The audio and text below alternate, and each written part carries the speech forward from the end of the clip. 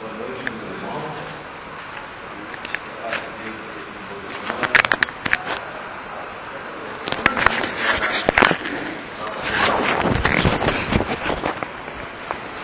fazendo essa leitura do capítulo 71 do livro Fonte Viva. A mensagem de Emmanuel tem o título Aproveita. Se alguém diz, eu amo a Deus, e aborrece a seu irmão, é mentiroso. Pois quem não ama o seu irmão ao vivo, como pode amar a Deus a quem não vive? Está na primeira epístola a João. A vida é processo de crescimento da alma ao encontro da grandeza divina. Aproveita as lutas e dificuldades da senda para a expansão de ti mesmo, dilatando o círculo de relações e de ação. Aprendamos para esclarecer, entesouremos para ajudar, engrandeçamos-nos para proteger, eduquemos-nos para servir.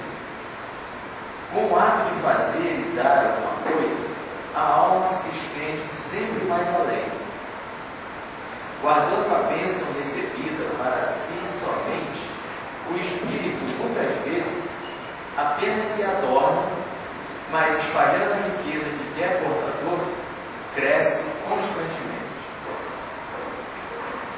Na prestação de serviço aos semelhantes, incorpora-se naturalmente ao coro das alegrias que provoca.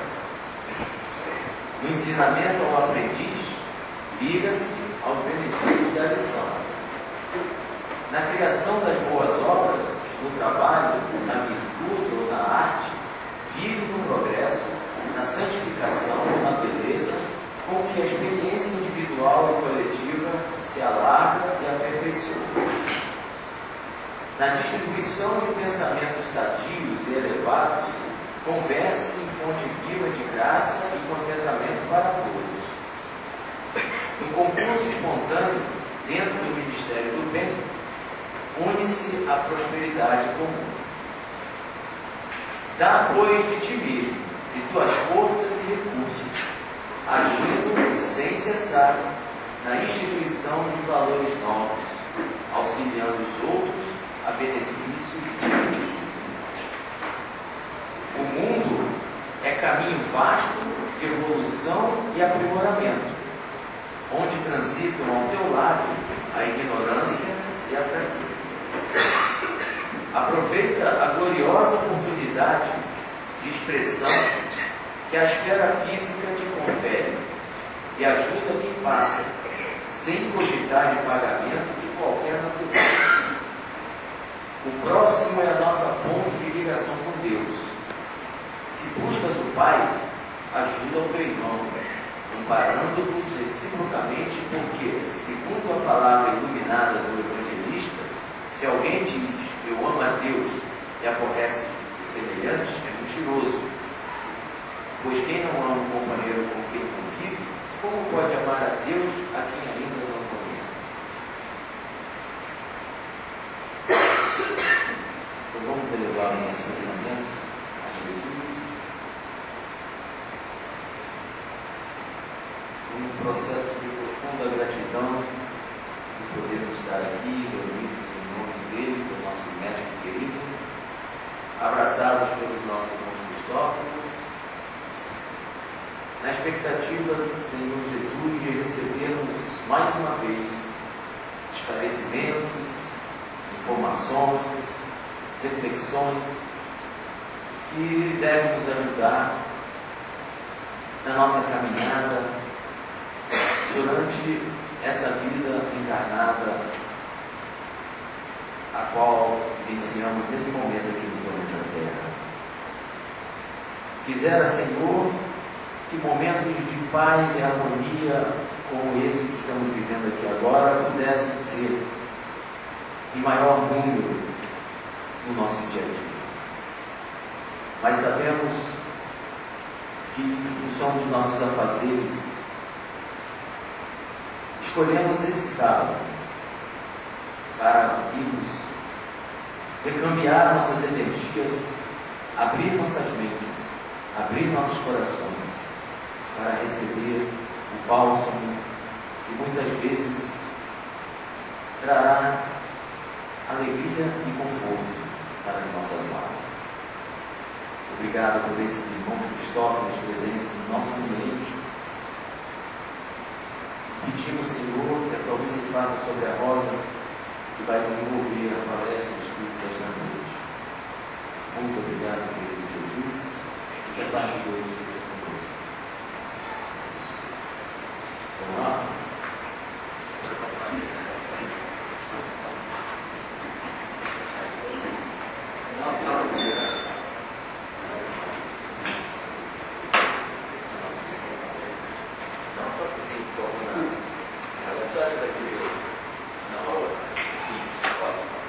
Esperando o bicho acabar de congelar a sala para a gente começar.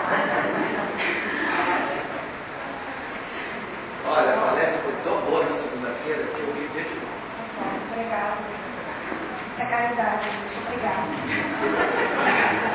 Boa noite a todos.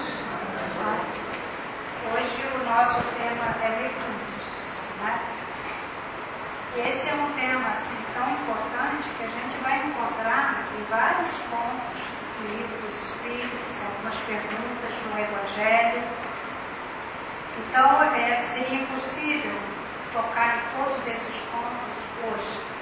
Então, a bibliografia está no nosso programa, né? Depois vocês complementem esse estudo em casa, porque esse é o objetivo das nossas reuniões, principalmente as reuniões de sábado.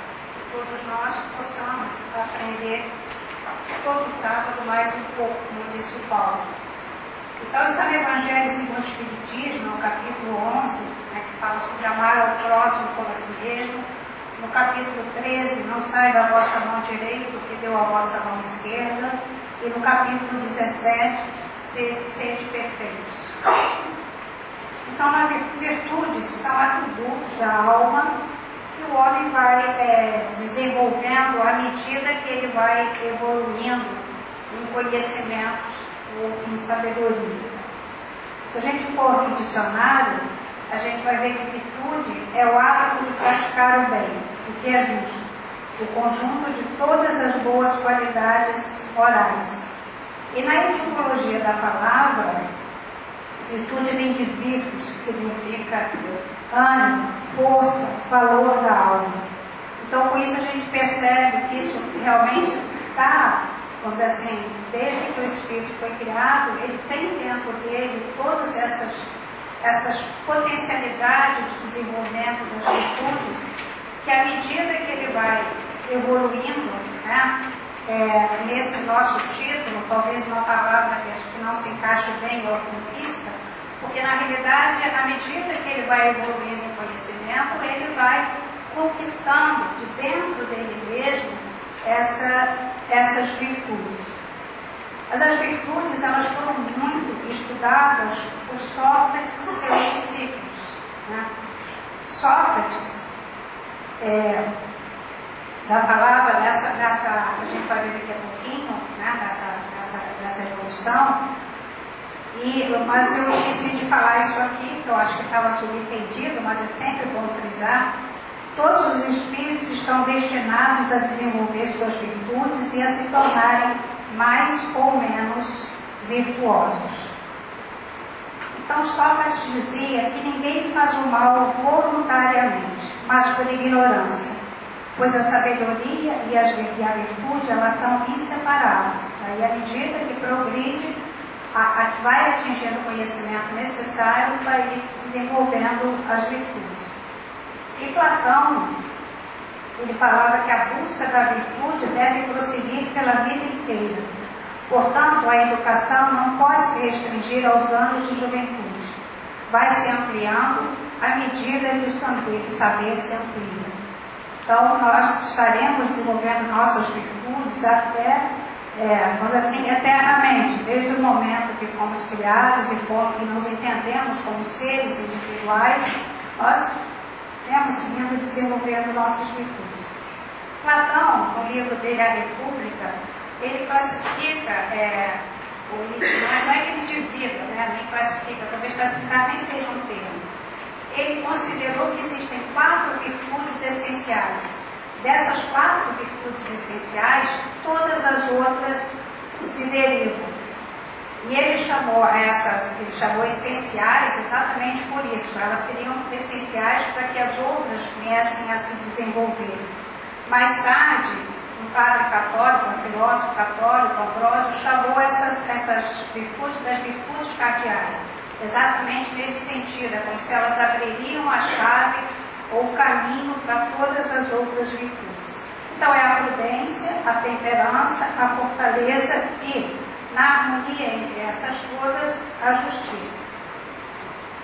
A prudência é a capacidade de prever e evitar as faltas e os perigos, e que leva a conhecer e a praticar o bem. Daí então viriam a razão e a sabedoria. A temperança, a sobriedade nos prazeres, assegura o domínio da vontade sobre os instintos. A gente sabe que no início nós somos instintivos, à medida que a gente vai evoluindo, a gente vai desenvolvendo a intuição, e o que a gente almeja é atingir um grau de intuição mais com a evolução. Prudência ao lidar com os prazeres.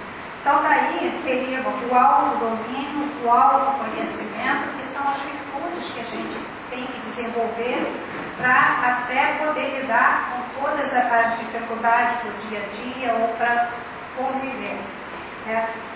E é a partir desse autodomínio, desse autoconhecimento, que a gente combate aquilo que são considerados o oposto das virtudes, que são os vícios.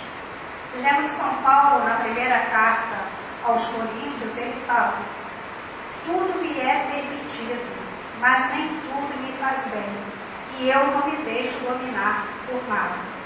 Então, assim, essa frase, na verdade, ela define, né, como deve ser o nosso comportamento no nosso dia a dia. A gente, às vezes, pode até ser tentado ao vício, ao excesso, seja de alimentação, seja de bebida, seja de estresse, seja do que for, né? Mas eu devo me autoconhecer o suficiente para saber até que ponto, dali para frente, aquilo passa a me fazer mal. E aí isso eu devo evitar. Né? A fortaleza é ser forte, não se deixar abater pelos reveses e infortúnios da vida. Firmeza nas dificuldades e constância na procura do bem. Daí se desenvolve a paciência. Né? Ser paciente é saber realmente resistir a todas as dificuldades. E a valentia, segundo Platão, não é a valentia de brigar, de ser briguento ou não briguento, mas aquela valentia que a gente tem dentro de nós, que nos dá resistência, que nos faz ser valente frente às dificuldades, frente aos reveses da vida.